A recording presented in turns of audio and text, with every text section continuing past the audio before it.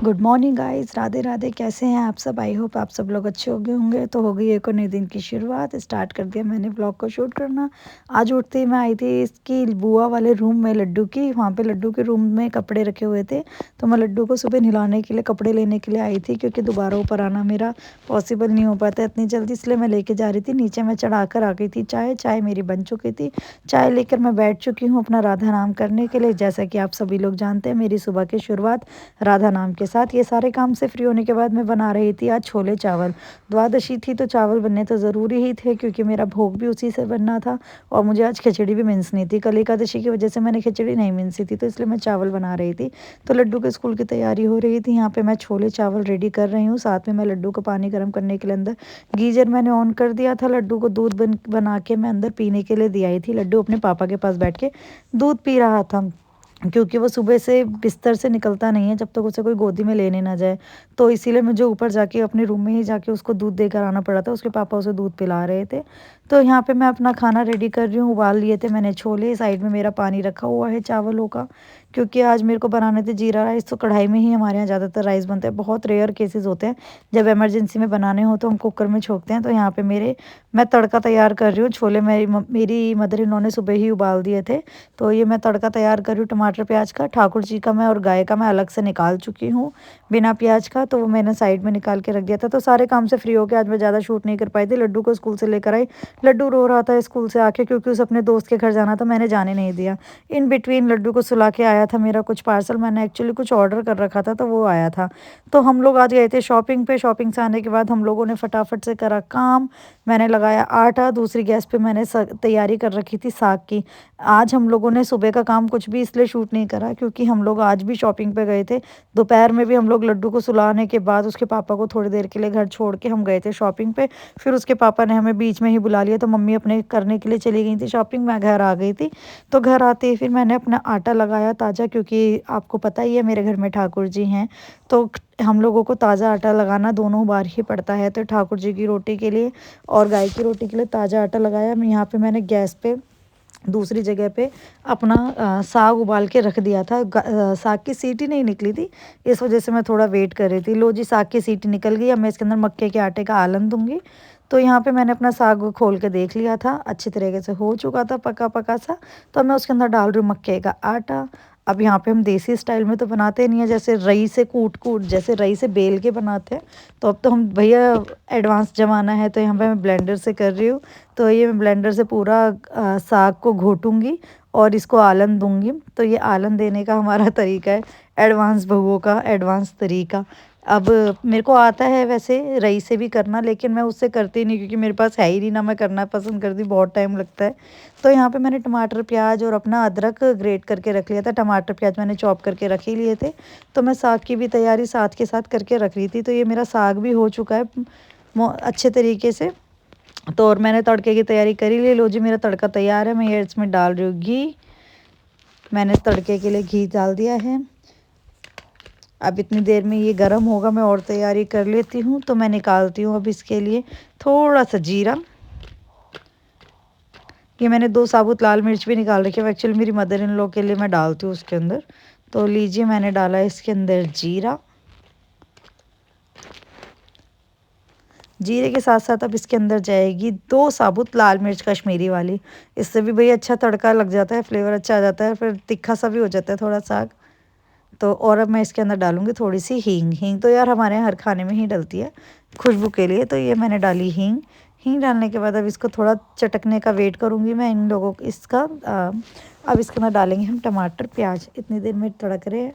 तो लीजिए, मैं डालती हूँ अब इसके अंदर टमाटर प्याज। अब मैं टमाटर प्याज डाल के इनको फ्राई करूँगी, अच्छे तरीके से भूनूँगी जब तक ये गोल्डन ब्राउन कलर के नहीं हो जाएंगे। तो लीजिए, मेरा तड़का तैयार हो चुका था। मैंने इसके अंदर डाल दिया है अपना साग। साग का मैंने छोंक मार दिया इसके अंदर। अब मैं इसको अच्छे तरीके से पकाऊंगी, क्योंकि मैं इसको ढक के पकाऊंगी, क्योंकि जब तक मक्के का आटा पकेगा नहीं, क्योंकि उसका आलन दिया है तो ये कच्चा कच्चा साग लगेगा। इसीलिए कम गैस करके मैं इसे ढक के पकाऊंगी, जिससे कि सारा जो भी मैंने मक्के का आटे का आलन दिया है वो अच्छे तरीके से पक जाए। अब पहले मैं इसको तो पूरे तड़के को अच्छे तरीके से मिला देती हूँ, जिससे कि कुछ भी ना बचे और कोई गांठें ना पड़े। तो इस वजह से मैं अच्छे तरीके से मिला रही हूँ इसको।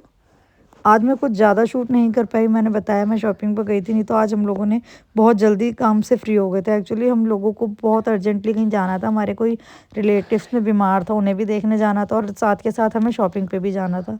तो इस वजह से आज हम लोग जल्दी उठे थे, जल्दी जल्दी काम ख़त्म करे थे और लड्डू को स्कूल से लेकर आए, स्कूल भेजा। तो हमने सोचा था स्किप ना करें हम उसका स्कूल, क्योंकि बच्चों का स्कूल स्किप कर देते हैं तो फिर बच्चा छुट्टी करने में बहुत एक्सपर्ट हो जाते हैं।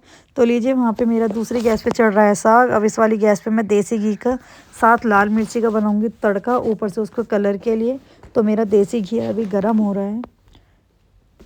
साथ में मैंने कम गैस करके अपना अभी भी साग में पका ही रही हूँ। पकाते पकाते मुझे 10 से 15 मिनट हो गए हैं ऑलरेडी। कम गैस पे साग पकता है तो अच्छा लगता है। तेज़ गैस पे बनाते हैं तो वो स्वाद नहीं आता जो कम गैस पे धीरे धीरे बनता है ना, चूल्हों पे बनता है। तो वैसा वाला स्वाद आता है कम गैस पे अच्छे तरीके से बीच बीच में चला चला के पकाने के साग का। तेज़ गैस पे तो बस काम चलाऊ वाला काम लगता है, इस वजह से नहीं। अब ये देखिए, मैं अपना तड़का तैयार कर रही हूँ कलर के लिए। ऊपर से अलग से छोंका दूंगी देसी घी का, जिससे कि बहुत अच्छा स्मोकी फ्लेवर भी आए, कलर भी आए मेरे साग के अंदर।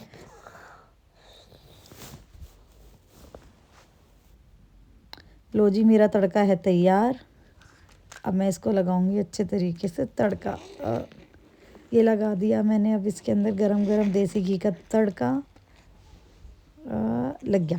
बहुत अच्छे तरीके से तड़का लगा, तो मैं पीछे हो गई थी क्योंकि छींटे ना आ जाए इस वजह से। तो अब मेरी ये सब्जी भी बन के तैयार हो चुकी है। अब मैं करूँगी यहाँ पे रोटियों की तैयारी। करण आ चुके थे घर में, करण और लड्डू खाना खा रहे थे, तो मैं मम्मी उनकी प्लेट लगा रही थी और यहाँ मैं बना रही थी इन दोनों बाप बेटों की रोटी। सुबह के थोड़े चावल भी थे, छोले भी थे, तो करण ने तो लड्डू के लिए वही लिए थे क्योंकि लड्डू को छोले बहुत पसंद है। तो अब यहाँ पे मैं रोटी डाल रही हूँ इन लोगों की, गाय की और ठाकुर जी की मैं बना चुकी थी ऑलरेडी। तो यहाँ पे दोनों रोटी खा रहे हैं। तो हम लोग ऐसा करते हैं कि अगर मैं बना रही हूँ तो मम्मी खिला देती है, मम्मी बनाती है तो मैं खिला देती हूँ। तो इसीलिए हम दोनों बीच में कोई स्किप नहीं होना चाहिए ना, क्योंकि फिर अगर एक रोटी का गैप हो जाता है तो लड्डू खाना छोड़ देता है। तो इसीलिए करण उसको लेके बैठे हुए थे कि वो आराम से रोटी खा ले अंदर, क्योंकि लड्डू के बहुत नखरे हैं, बहुत ज़्यादा। इतने तो किसी बड़ों के नहीं होते जितने हमारे लड्डू के नखरे हैं घर में।